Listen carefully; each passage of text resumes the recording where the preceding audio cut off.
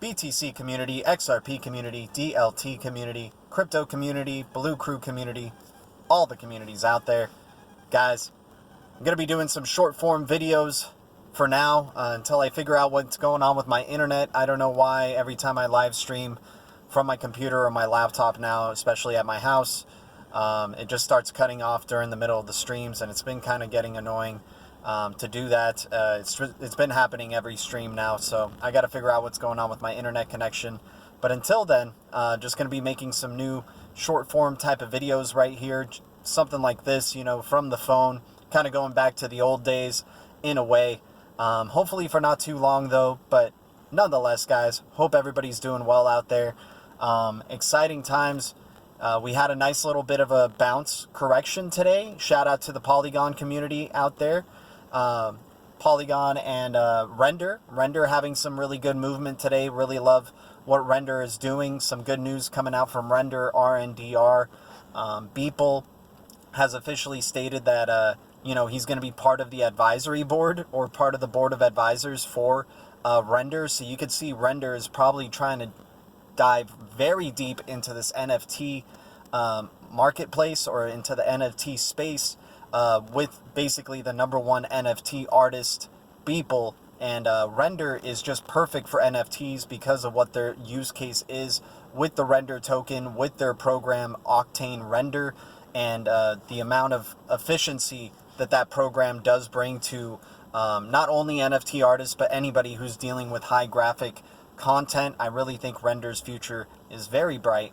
By the way, guys, I gotta say this. I should say these in the beginning of some of these videos. I'm not a pro trader, not a financial advisor, and I'll never tell you what to do.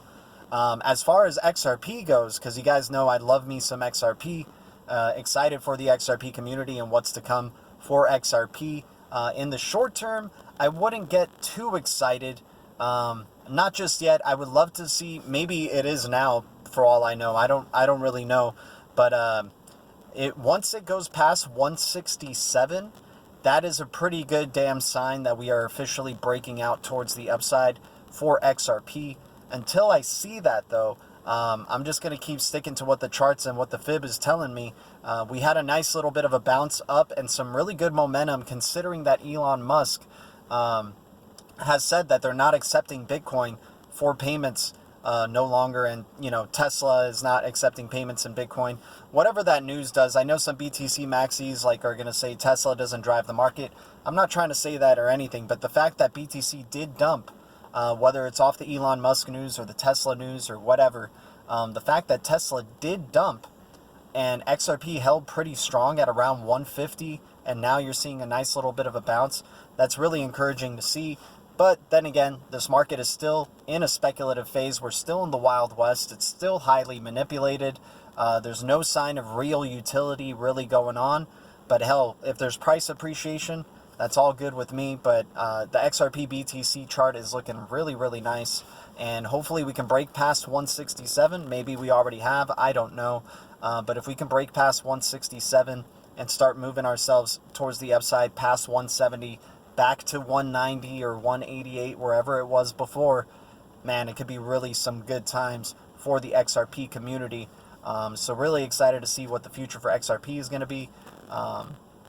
As well with AKT, Akash, I've been buying some Akash just recently as well. AKT, Akash Network, the D Cloud for DeFi. I really think this is an overlooked gem in a big way. There's not many people on Twitter who talk about it. People on Twitter anyway are just too busy talking about dog coins or, you know, Safe Moon or all these meme coins. And if you're making profits off of that, you know, more power to you. I'm happy for you as an investor. Everybody's got their own investment strategies. But the type of coins that I like looking after are just anything basically connected with Interledger Protocol. So if it's part of the Interledger Protocol family, I'm all for it. And that's why I really like AKT, especially with AKT dumping beneath $5. I think AKT looks amazing right now at this $4 range. It looks like it could be possibly bottoming out at least for the short term before getting a nice little retracement towards the upside, and that could be some short-term upside before maybe going down a little bit further. Who knows in this space, but I think right now we're getting close to a little bit of a bottoming point. with AKT and Akash. So really excited to see what Akash is going to be doing in the future. It's a long-term hodl for me, but it has the best, as far as I know, to me, it has the best staking in the space, bar none. Really excited to see what it could do and the potential for what Akash has. 50% APY, and if you compound that interest, it can turn up to 70% APY. And for crypto that has like a legitimate use case as a D cloud for DeFi, guys, you got to understand, I think not a lot of people are grasping this.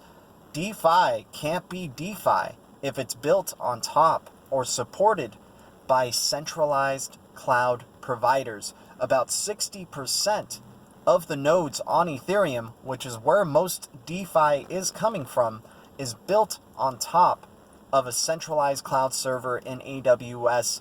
This is why Akash is so damn relevant and so important for a permissionless public blockchain future that we're all hoping for, right? Where it's just unstoppable. These public blockchains are truly open sourced. The cloud, right now these centralized clouds could stop supporting that, and that could significantly, stop some progress from these public blockchains like Ethereum and others. So I think Akash has a great use case. I think a lot of these D-Cloud platforms, even though my favorite one is Akash because it's connected to Interledger Protocol, which is a really, really big deal in my opinion. I think, DeFi communities will come around eventually to recognize how significant Akash is. You already have OneCoin's nodes. I think you have some other coins running their nodes on Akash, but I do think Certic, if I can't pronounce that correctly, like the Certic coin or whatnot is running their nodes currently on Akash. There's no more testnet on that. They're also testing several other top 100 coins nodes on Akash. There's a current testnet phase right now from those current top 100 coins. Who knows what they are? I do assume that Solana is eventually going to start migrating, most of their nodes over to the Akash Unstoppable Cloud. So AKT, so excited, especially around this price compared to that supply. There's no, I really feel like the future for AKT is so bright, and that it could be a $10 plus coin, and $10 is just being kind of kind if it just even gets a little bit of traction in the cloud, the D cloud space. Another token, let me see which one's HBAR. So excited for. If it's still under 30 cents, I'm all over HBAR. Really liking where Hedera is going to be going. I'm really excited for that next leg up because it's been consolidating now forever around between that 25 or 30, 40 cent range. Would really like to see HBAR start to take that next leg up. Same thing with Cody. So many damn good cryptos out there, guys, and I really don't think the bull run is just over yet. The stronger the FUD gets, the stronger maybe the pump that follows will happen, especially if we're still in this bull run, which I really do think we are, because cryptos, despite this dump that BTC has had, a lot of these alts are still considerably above either above their all-time high or on their way to their all-time high. So it doesn't, I don't feel like the true alt season has been here, despite the amazing first 3 months to this year that we've had. I do believe that we're going to see a continuation sometime soon. I believe we're seeing a strong FUD campaign right now, and this could be a shift. We'll see. They're definitely building this narrative of a greener crypto future, right? I even saw on Bloomberg the other day, they started calling cryptocurrencies dirty cryptos versus clean cryptos. And I think you're going to see that narrative continue, where you're seeing proof of work start to die out, and this transition, which I think is a healthy transition, you guys. Proof of work is too exhaustive in the energy, and is it really worth keeping alive if there's other open public blockchains out there that are way more efficient in terms of transactions, in terms of energy that is used?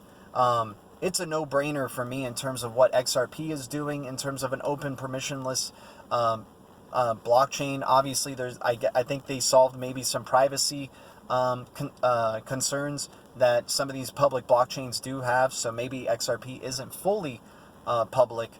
But aside from that, you know, just with proof of work, with what you already know, Ethereum was smelling the end of proof of work, hence why they're even migrating over to proof of stake. If proof of work was so good and so secure and so damn important to keep alive, Ethereum wouldn't be, you know, changing over to their sharding consensus mechanism, which is, I believe, still a band-aid solution at the end of the day. So we'll see. I mean, I'm not trying to spread out FUD for Bitcoin, because Bitcoin can probably change over time, but it's a really difficult blockchain to change from what it would inherently was, which was proof of work and using energy to mine its crypto.